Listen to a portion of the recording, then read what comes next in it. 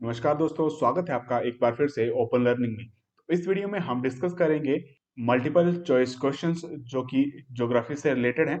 और ये सभी क्वेश्चन जो इस वीडियो में हम डिस्कस करेंगे पिछले एग्जाम्स में ज्योग्राफी यूजीसी नेट में पूछे जा चुके हैं। ये वीडियो उन स्टूडेंट्स के लिए काफी ज्यादा इंपॉर्टेंट रहेगी जो यूजीसी नेट ज्योग्राफी की प्रिपरेशन कर रहे हैं। इसके अलावा जो कॉम्पिटेटिव एग्जाम की तैयारी कर रहे हैं उनके लिए भी ये काफी ज्यादा इंपॉर्टेंट रहेगी। तो बिना किसी देरी के चलिए शुरू करते हैं। ये रहा पहला क्वेश्चन।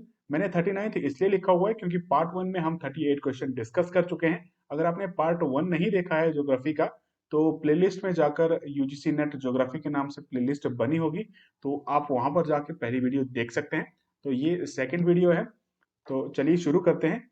क्वेश्चन है whaleback dunes are characteristics feature of. तो इसका सही आंसर है गोबी डेजर्ट। वेलबैक ड्यून्स इनके नाम से ही क्लियर है। ये ड्यून्स का जो स्ट्रक्चर रहेगा वो वेल की पीठ की तरह रहेगा, वेल की बैक की तरह रहेगा। तो चलिए इन डेजर्ट्स के बारे में भी थोड़ा थोड़ा जान लेते हैं।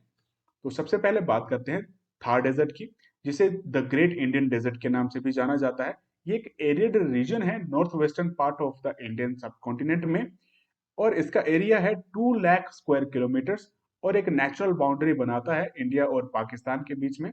ये वर्ल्ड का 17th लार्जेस्ट डेजर्ट है और 9th लार्जेस्ट हॉट सब ट्रॉपिकल डेजर्ट है।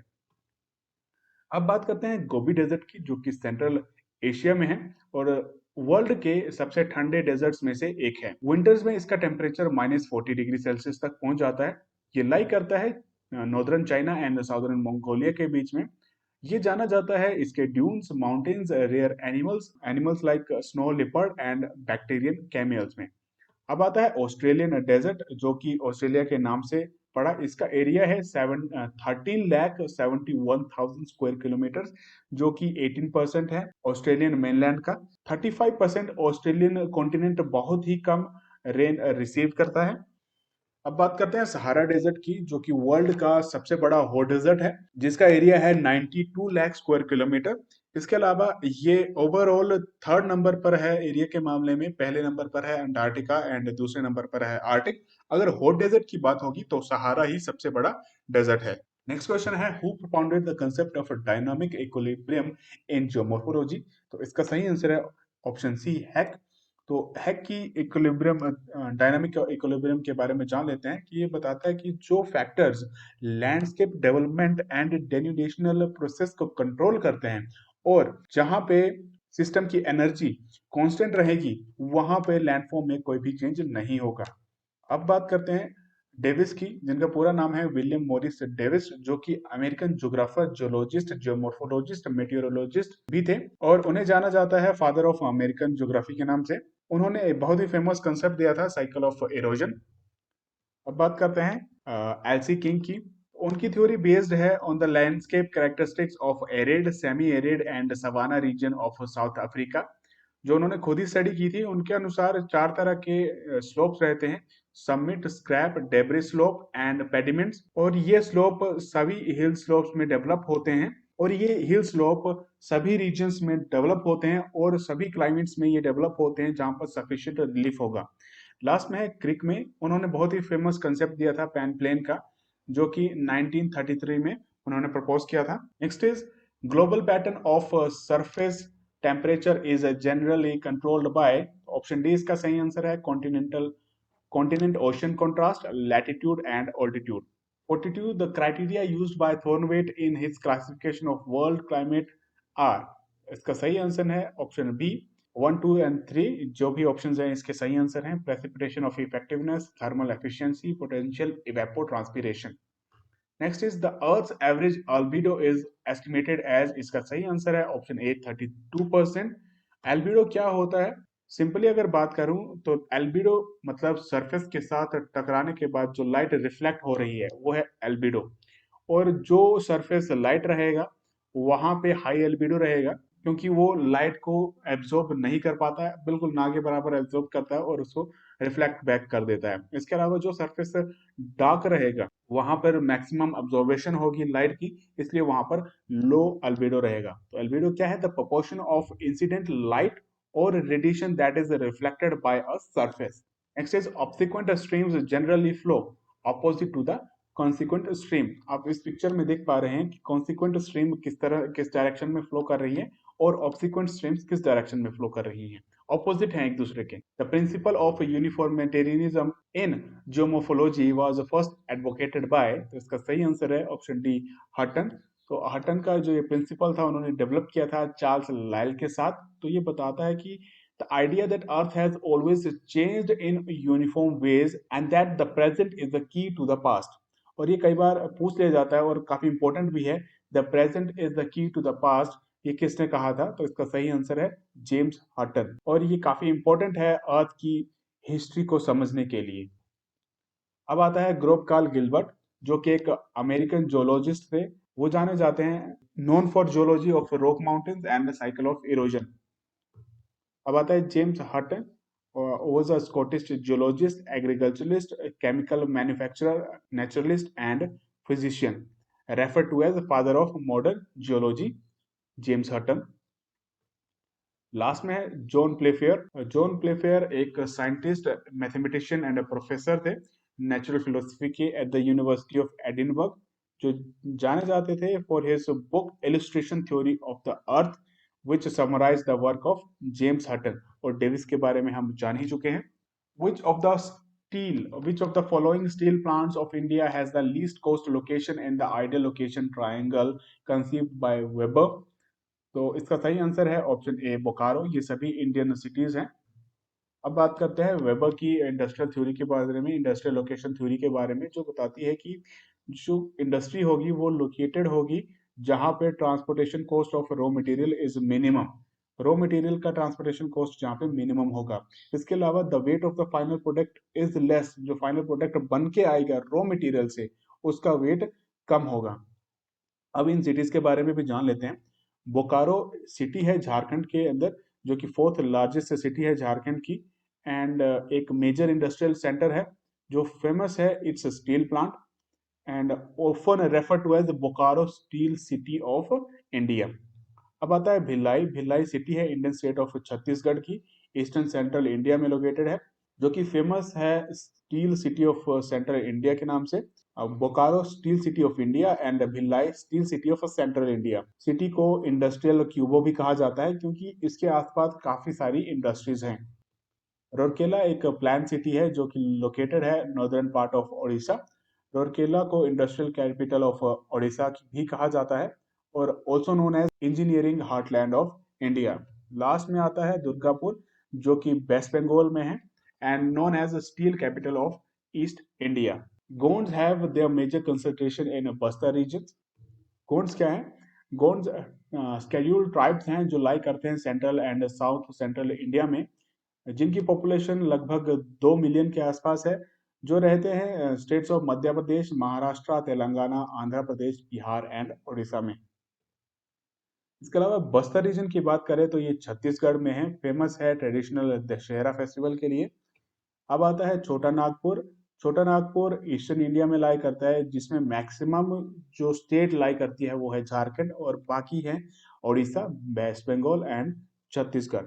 अब आता है अरावली रीजन, जो कि नॉर्थ और वेस्टर्न इंडिया में लाई करता है। इसमें जो स्टेट्स हैं वो है राजस्थान, दिल्ली, हरियाणा एंड गुजरात। लास्ट में है कोरापुट, जो कि टाउन है कोरापुट डिस्ट्रिक्ट में, जो कि ओडिशा में है और फेमस है जगन्नाथ टेम्पल के लिए। अब बात करते हैं topographical maps are produced in India by, तो इसका सही आंसर है option B, Survey of India. तो बाकी ऑप्शन के बारे में भी जान लेते हैं। पहले बात करते हैं नाटमो की, जो stands for National Atlas and Thematic Mapping Organisation, जो कि Department of Science and Technology of Government of India के अंडर काम करता है। सर्वे ऑफ इंडिया भी Department of Science and Technology of Government of India के अंदर ही काम करता है, एक नेशनल मैपिंग एजेंसी है। अब आता है एनआरएससी, जो stands for national remote sensing centre, located in Hyderabad, Telangana, और इसरो का एक सेंटर भी है ये। एनआरसी मैनेज करता है डाटा को from aerial and satellite sources से। लास्ट में है DRDO, stands for the Defense Research and Development Organization, is an agency under the Department of Defense Research and Development in Ministry of Defense of the Government of India। अब बात करते हैं topographical map क्या होता है। Topographical map is a detailed and accurate illustration of man-made and natural features on the ground for example के लिए road, railways and reverse, इन सब की रिप्रेजेंटेशन होती है मैप के ऊपर। और जो टोपोग्राफिकल मैप है ये 2 डायमेंशनल रिप्रेजेंटेशन है अर्थ की, अर्थ जो कि 3 डायमेंशनल लैंडस्केप है। अब आता है विच of the following is the commonly used measure of central tendency. तो इसका सही आंसर है बी, मीडियन। सेंट्रल टेंडेंसी क्या होती है? इज अ सेंट्रल टेंडेंसी और typical value for a probability distribution. It may also called a center or location of the distribution. अब mean median mode क्या होता है वो भी जान लेते हैं। मीन सम है सभी वैल्यूज का जो भी एक डाटा सेट में दी रहती हैं। अगर मीन आपको फाइंड आउट करना है तो आपको जितनी भी वैल्यूज दे रखी हैं उनको ऐड करना होगा, प्लस करना होगा, और बाद में वो जितने नंबर्स में वो वैल्यूज होंगी उनके साथ डिवाइड करना पड़ेगा। फॉर एग्जांपल के लिए 1 2 3 4 5 ये वैल्यूज दी रखी हैं, तो 1 2 3 4 5 को पहले आप प्लस कीजिए। प्लस करने के बाद फॉर एग्जांपल के लिए अब ये 5 वैल्यूज है तो इनको 5 के साथ डिवाइड कर दीजिए, तो मीन आपको मिल जाएगा। अब आता है median sorry mode. Mode find out करने के लिए आपको क्या करना पड़ेगा कि जो आपको देखना पड़ेगा कि कौन सा नंबर जो डाटा सेट दिया हुआ है उसमें कौन सा नंबर सबसे ज्यादा रिपीट हो रहा है, कौन सा नंबर सबसे ज्यादा है उसमें। तो ऐसा करने के लिए आपको उनको एक लीस्ट टू ग्रेटेस्ट ऑर्डर में अरेंज करना पड़ेगा और ये चेक करना पड़ेगा, काउंट करना पड़ेगा कि कौन सा नंबर सबसे बार ज्यादा टाइम्स रिपीट हो रहा है। तो जो नंबर सबसे ज्यादा बार होगा वो आपका मोड होगा। अब है मीडियन। तो मिडिल मिडिल नंबर है किसी भी लिस्ट में, इसको फाइंड आउट करने के लिए आपको क्या करना पड़ेगा? फॉर एग्जांपल कोई डाटा टेबल दिया गया है, डाटा सेट दिया गया है जिसमें से ओड अमाउंट ऑफ नंबर्स हैं। फॉर एग्जांपल के लिए 1 2 3 4 5 6 7, तो वो 3 ऊपर की तरफ से और 3 नीचे की तरफ से आप जब देखेंगे तो सेंटर में जो आएगा आपका 4 आएगा, तो 4 जो रहेगा आपका मीडियन रहेगा। लास्ट में harmonic mean. Harmonic means are often used in averaging things like rates. अब आता है identify the author who wrote several volumes in title Geographica. तो इसका सही आंसर है स्ट्रैबो। तो इन बाकी ज्योग्राफर्स के बारे में भी जान लेते हैं। इरेटोस्थनीज सबसे ज्यादा इंपॉर्टेंट है क्योंकि ये वो ज्योग्राफर है जिन्होंने टर्म कॉइन की थी ज्योग्राफी, इसलिए उन्हें फादर ऑफ ज्योग्राफी के नाम से भी जाना जाता है। He was a Greek geographer, mathematician, poet and astronomer, and he was the chief librarian at the library of Alexandria. और उस दौर में अलेक्जेंड्रिया का लाइब्रेरियन होना बहुत ही बड़ी बात थी। और एरेटोस्टीन ने मेजर किया था सर्कमफ्रेंस ऑफ अर्थ मैथमेटिकली। अब आता है टोलमी, जिनका पूरा नाम है क्लाउडियस टोलमी, जो कि एक mathematician, astronomer, natural philosopher, geographer and astrologer थे। उन्होंने जियोसेंट्रिक मॉडल डेवलप किया था जिसे जियोसेंट्रिज्म के नाम से भी जाना जाता है। तो उनके अकॉर्डिंग क्या था कि जो अर्थ है वो सेंटर है यूनिवर्स का, और सन, मून, स्टार्स, ये सभी प्लैनेट्स अर्थ के अराउंड रिवॉल्व करते हैं, ऑर्बिट करते हैं। अब है स्ट्रैबो। स्ट्रैबो एक ग्रीक ज्योग्राफर था, फिलोसफर एंड हिस्टोरियन, जो जाने जाते हैं आज उनकी 17 बुक ज्योग्राफी, मोर प्रॉपरली नोन एज ज्योग्राफिका, जो कि क्वेश्चन का ही आंसर है। जो उनका मेन कंट्रीब्यूशन रहा है वो रहा है फील्ड ऑफ हिस्टोरिकल ज्योग्राफी। और उनके अकॉर्डिंग जो हिस्ट्री और ज्योग्राफी है उनके बीच में काफी ज्यादा गहरा रिलेशनशिप है। अब बात करते हैं हेरोडोटस की। हेरोडोटस जिन्हें फादर ऑफ हिस्ट्री कहा जाता है, was an ancient Greek historian. उन्होंने अपनी बुक लिखी थी the histories, the origin of Greco Persian war के ऊपर बेस्ड थी। Taffy's transportation model has a number of development phases. The number of phases are, तो इसका सही आंसर है option A, 4। Which of the following arrangements of the biomes in order of availability of soil, water and heat is correct? तो इसका सही answer है option D. जो availability रहेगी सोइल, वाटर एंड हीट की, तो इस ऑर्डर में करेक्ट रहेगी forest, savanna, grassland, desert and tundra. अब आता है mangrove forest are mainly found along the sea faces of the delta of which one of the following river. तो इसका सही आंसर है गंगा। गंगा के रिवर्स के फेसेस पर ये फॉरेस्ट देखने को मिलते हैं, मैंग्रोव फॉरेस्ट। तो इन रिवर्स के बारे में भी थोड़ा सा जान लेते हैं। सबसे पहले बात करते हैं महानदी की। तो महानदी सेंट्रल इंडिया की एक मेजर रिवर है जिसको जाना जाता है मेनली फॉर हीराकुंड डैम के लिए भी। और किन स्टेट्स में ये फ्लो करती है? ज़्यादातर छत्तीसगढ़ एंड उड़ीसा में। इसका सोर्स है सिहावा, सिहावा से ये निकलती है, और जैसा कि मैंने बताया इनका जो माउथ है बे ऑफ बंगाल है, बे ऑफ बंगाल में जाकर ये मिलती है। अब है Krishna river. Krishna river India की फोर्थ बिगेस्ट रिवर है of water inflows in terms of water inflows and a river basin area in India after Ganga, Godavari and Brahmaputra. इस रिवर को कृष्णा वैली के नाम से भी जाना जाता है। इसका जो सोर्स है जहाँ से ये निकलती है वो है महाबलेश्वर, और इसका जो माउथ है यानी कि जहाँ पर ये लास्ट में जाकर मिलती है वो है बे ऑफ बंगाल। अब है कावेरी। कावेरी ये फ्लो करती है कर्नाटका एंड तमिलनाडु में। इसका जो सोर्स है वो है ताला कावेरी। इसका माउथ है वो है bay of Bengal. Bay of Bengal में जाकर ये मिलती है, और ये तमिल में पोनी के नाम से जानी जाती है, और फोर्थ लार्जेस्ट रिवर है साउथ इंडिया की। लास्ट में आता है गंगा। गंगा एक ट्रांसबाउंडरी रिवर है एशिया की, जो कि इंडिया और बांग्लादेश में फ्लो करती है।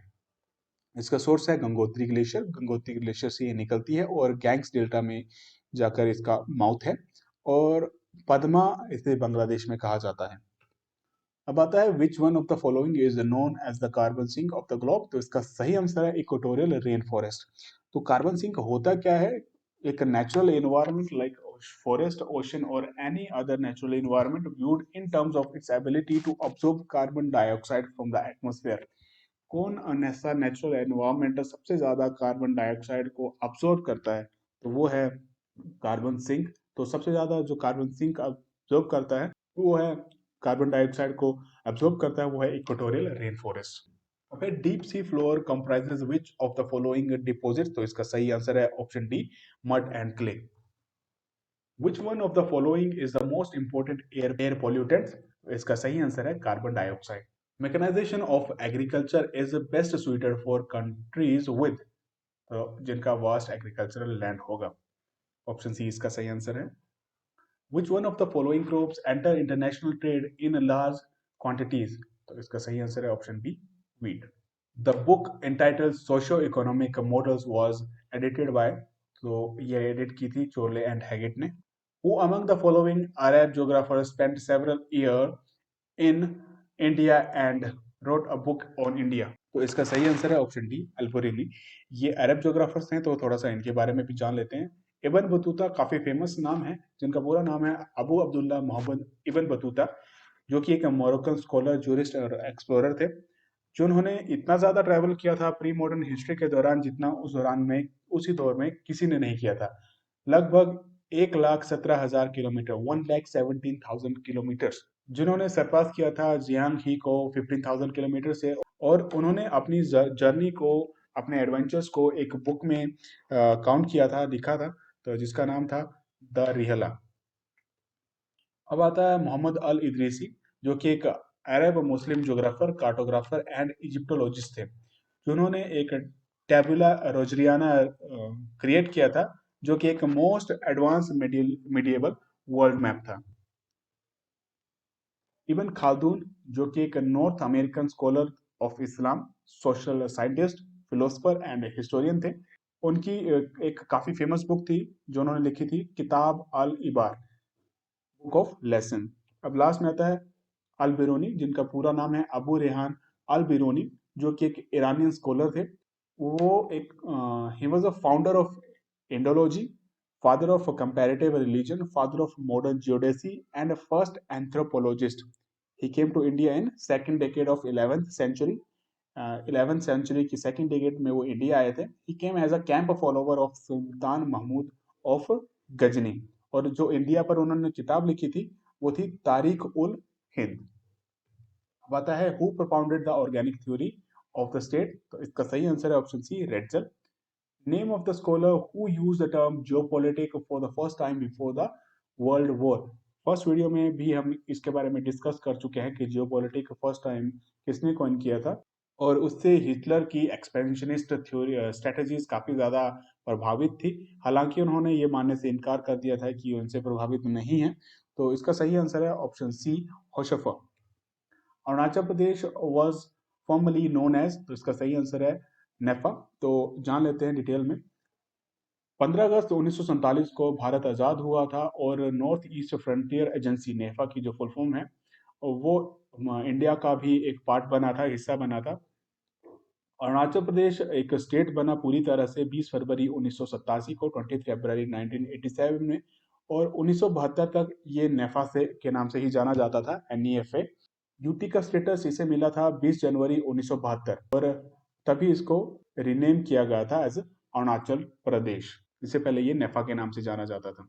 अब है FP the north west frontier province, जो कि एक पहले ब्रिटिश का प्रोविंस था और बाद में ये पाकिस्तान का बना।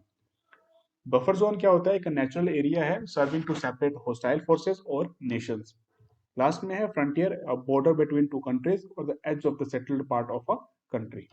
Which of the following tribal combination is confined to a single state of northeast India? तो इसका सही आंसर है ऑप्शन बी, गारो खासी। The concept of cultural health was first used by, तो इसका सही आंसर है option A, Beckerley School of Geography। Winter rains in the North India plains are caused by depression coming from the Mediterranean Sea। जो north India में winter rains होती हैं वो western disturbance से होती हैं, मेडिटेरेनियन सी से ओरिजिन होता है जिनका। Match the list with list two, तो आंसर मैंने ऑप्शंस के सामने लिस्ट टू में जो ऑप्शंस उनके सामने लिख रखे हैं। तो पेट्रोलियम कहाँ पे है? ये इसका कैम्बे बेसिन है। उसके बाद पेपर मिल अमलाई, माइका झारखंड, हीराकुंड सभी जानते हैं ये ओडिशा में।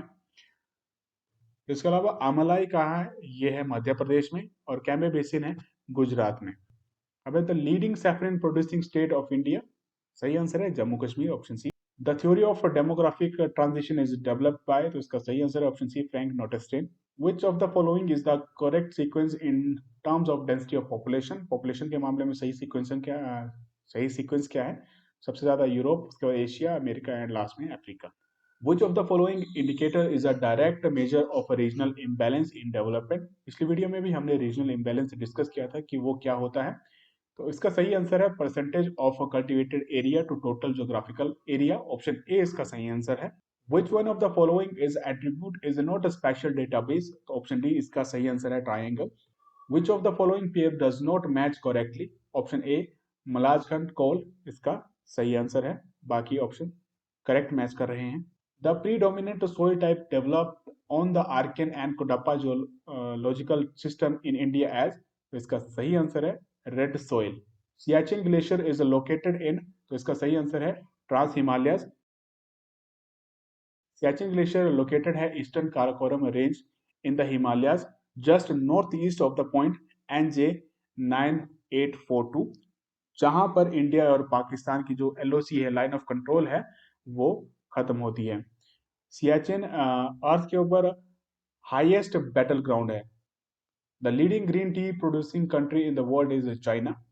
Who tried to solve the problem of dualism in geography by modifying the environment concept with a major focus on man? तो इसका सही आंसर है विडाल डी लाब्लाशे। तो Vidal de la Blache was a French geographer. He considered to be the founder of a modern French geography and also the founder of a French school of geopolitics. उन्होंने concept दिया था possibilism का। Ellen Churchill sample, जो कि एक American geographer थी, first female president of association of American geographer, वो student थी फ्रेडरिक रेड्जल की। Semple theorized that human activity was primarily determined by the physical environment. जो ह्यूमंस की एक्टिविटीज हैं वो फिजिकल एनवायरनमेंट से काफी ज्यादा प्रभावित रहती हैं। लास्ट में आता है एल्सवर्थ हंटिंगटन, जो कि प्रोफेसर थे ज्योग्राफी के at Yale University during the 20th century, known for his studies on environmental determinism, economical growth, economic geography and scientific racism. Last question आता है which of the following pairs does not match correctly? तो इसका सही answer है option सी, Himalaya mount खासी hills. तो जो खासी हिल्स है वो मेघालय में है। तो इसी के साथ ये वीडियो यहीं पर खत्म होती है। तो अब तक हमने 78 क्वेश्चन डिस्कस कर लिए हैं, वीडियो एक और दूसरी को मिलाकर, पार्ट 1 और 2 को मिलाकर। तो ये जो क्वेश्चन हमने डिस्कस किए वो 2007 में पूछे गए UGC नेट में पूछे गए क्वेश्चन थे जो भी हमने डिस्कस किए। अगर वीडियो पसंद आए तो लाइक शेयर एंड सब्सक्राइब जरूर करें, और कहीं पर आपको अगर समझ नहीं आया तो मुझे कमेंट करके ज़रूर बताइए, तो मैं ज़रूर उसको आपको सोल्व करने का समझाने का पूरा कोशिश करूँगा। तो मिलते हैं अगली वीडियो में। धन्यवाद।